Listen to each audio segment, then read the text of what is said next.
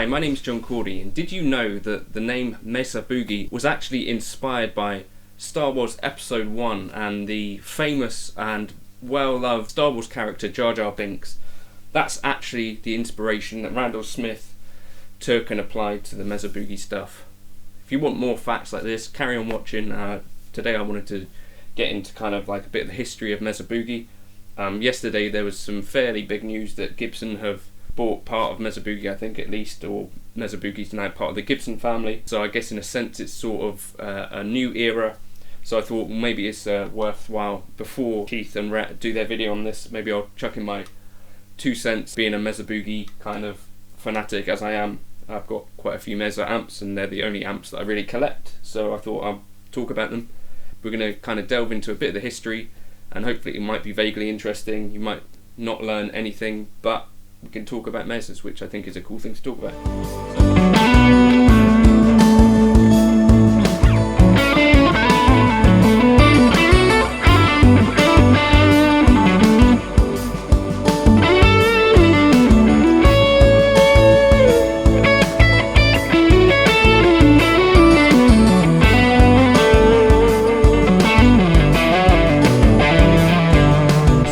Back to 1969, and back then Randall Smith was messing around with kind of Princetons and putting together like a hot-rodded Princeton, which as it happens was kind of a Princeton chassis but using transformers and circuitry from a basement and with a 12-inch speaker. So as a joke he called that the Boogie. The idea was kind of that it was like this small combo that put out a surprising amount of noise, essentially. Carlos Santana, I believe, had one of those, and I think he started releasing those in 1971. So that's where it all started, and that's kind of the Mark side of the Mesa Boogie stuff. In 1984, probably one of the most famous Mesa Boogie amps, the Mark II C Plus, came out. And around this stage, I think Mesa were doing like a mail order type thing where you could order the specifications that you wanted.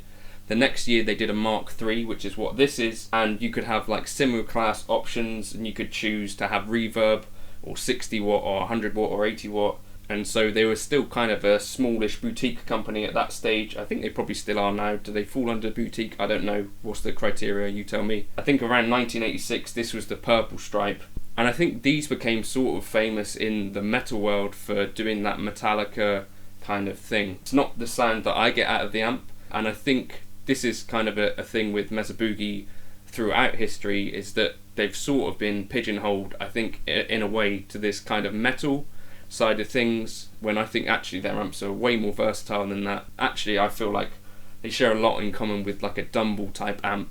It's just that you can actually get hold of Mesa Boogie, you can't get hold of a Dumble, so the hype and the mystique kind of generates from there.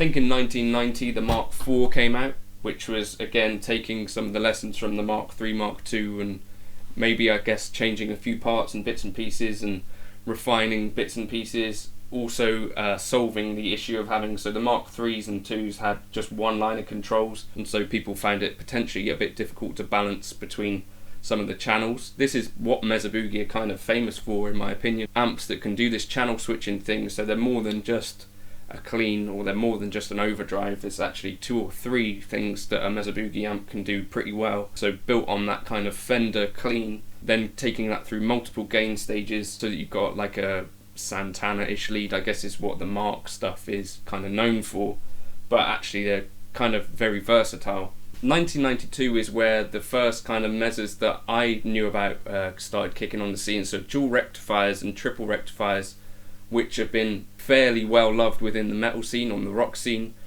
So when I was a kid growing up in sort of the 2000s, a lot of bands would use a triple rectifier or a dual rectifier for that kind of really chuggy kind of metal rock stuff, even pop rock.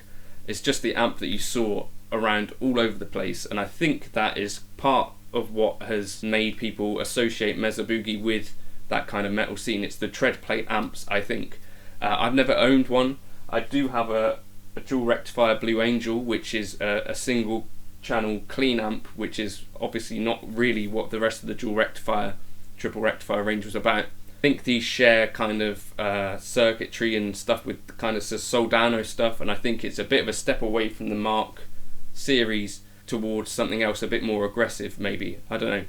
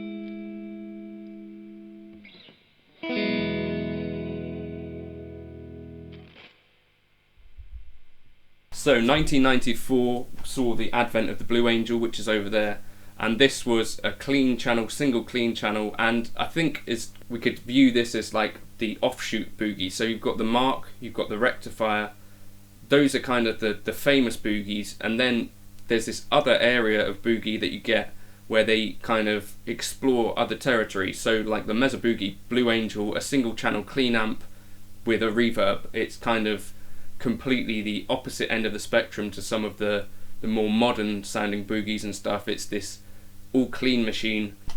So I don't know if this is probably Mesa Boogie's most famous sort of clean amp, the Mesa Boogie Lonestar, which came out in 2003, and I guess could sort of be compared to a Fender Twin in some ways. It's a 100-watt clean machine, and it's also got a great drive channel on it. But this came out in 2003, and I think this is probably the one that you see out there in the wild quite often within kind of maybe session players and that sort of stuff. You know, Andy Timmons uses one, Mick Taylor from That Pedal Show used to use one, and I think he really still digs them. But again, just a big bubbly kind of clean tone, maybe darker than a Fender, but certainly a kind of stake in the ground that Mesa Boogie were kind of saying, we're not just doing kind of metal amps. I think with the Lonestar, I don't know, maybe with the name Lonestar kind of hinting at ability to do other genres, maybe, you know, country sort of stuff. Is that what they were doing with that? I don't know, but a really beautiful amp. I wish I had a gig so I could actually play it, but I don't, so I can't.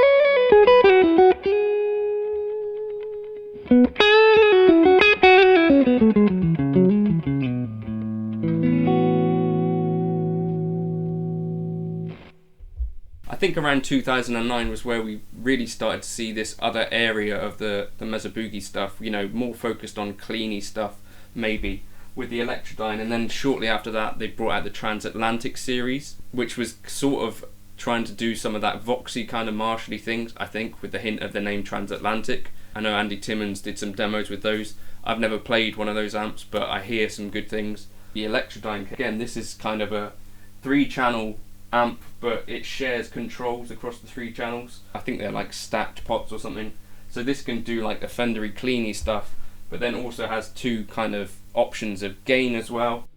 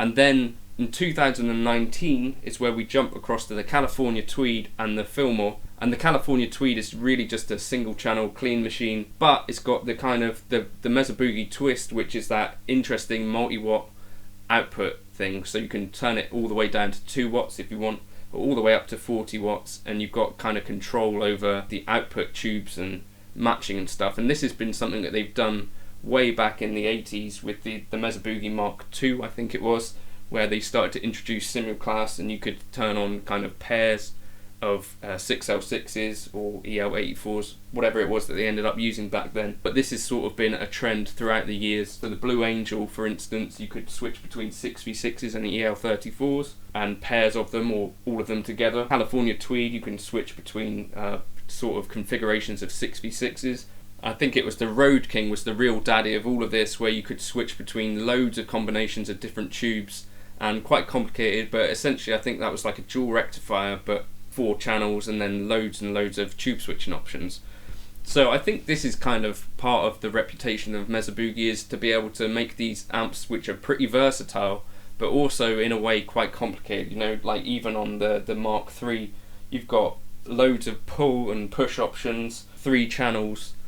So it's very much a different thing to like a Vox or a Fender amp in a way, because as a user you're going to have to get to learn the amp a little bit more than something like a Fender Princeton. But there are amps like the California Tweed or the Fillmore or the Electra Dyne or the Blue Angel which do that more simple amp job, and you know, you can just set the dials on the front. You don't necessarily have to worry about too much. You're not going to be worrying about channel switching. Fillmore comes from that kind of simple vibe, but it's just got 2 of the same channel, and you can also sort of clone the channels, or you can switch them to be drive and that sort of stuff. So it's a simple amp, but also has the ability to do that channel switching thing, which I think Mesa Boogie is sort of known for. So that, for me, is kind of my history of the Mesa Boogie stuff. Those are the amps that I like most of theirs, and the things that kind of stick out to me. There's things like the Triaxis, which I'd love to try, but frankly I can't really get my hands on one at the moment. Those are kind of like a greatest hits of Mesa Boogie in a way, in like a rack format. There's the cheaper end of their stuff, like the Mesa Boogie Nomad, which was my first Mesa Boogie, that's downstairs, and that line kind of continued through with the F series amps and then the Express amps. Even those cheaper Mesa Boogies tend to have like a lot to offer, and you can grab those second hand now for pretty decent prices. In my eyes, those would be a good entry level into the Mesa Boogie world, I think, if you're interested in that kind of thing. So who knows what's going to happen next. Gibson have acquired Mesa Boogie. Probably things are going to carry on as usual, I'd imagine, for a while, but maybe we'll start to see Mesa Boogie making some Gibson reissue stuff. I think that could be interesting. I think there are some people that definitely like the old Gibson amps. Could we see some of the classic Mark kind of 1 stuff reissued? We've seen that in the past with the King Snake. I think that was a Mark 1 reissue with some little bits of more modern stuff. Is it going to be a break from where we've been? I think we could also see kind of a push away from the more metal rock focused aspect of Mesa Boogie's reputation, and I think there is a lot of room there. For me, I feel like a Mesa Boogie Mark can sort of fill that same kind of territory as like a two-rot or a Dumble kind of style amp, where you've got that really clean stuff going on, with a big mid focus, and then also that big mid focus singing lead tone. That for me is what the Mark series is also about, as well as being able to do the Metallica kind of rhythm tones and tight stuff like that. With each Mesa Boogie amp there's kind of more to the story. So that was just my kind of, I wanted to put together like a little short timeline of the interesting things for me about Mesa Boogie. Feel free to leave in the comments your thoughts on your favourite Mesa Boogies, or your experience with Mesa Boogies, or whatever. Be interested to know. Or who was the first player that you knew of that was using a Mesa Boogie. I know for me, John Petrucci was probably the one, but there's loads of people that use one. Andy Timmons, you know, the guy from Incubus. John Mayer's got a Mesa Boogie in his collection, photographed playing one at one point. They're kind of all over the place. Larry Carlton has played Mesa Boogies way back in the day. Jonathan Kreisberg uses Mesa Boogies. There's just a lot of people that use them. Thank you for watching. If you want to like and subscribe, you could. And let me know if you want me to do any specific videos on any of my Mesa Boogie amps. I'd be happy to do that. I think all the tones that you hear in this video were just this condenser mic in front of a Mesa Boogie, and that is what they sound like. Cheers.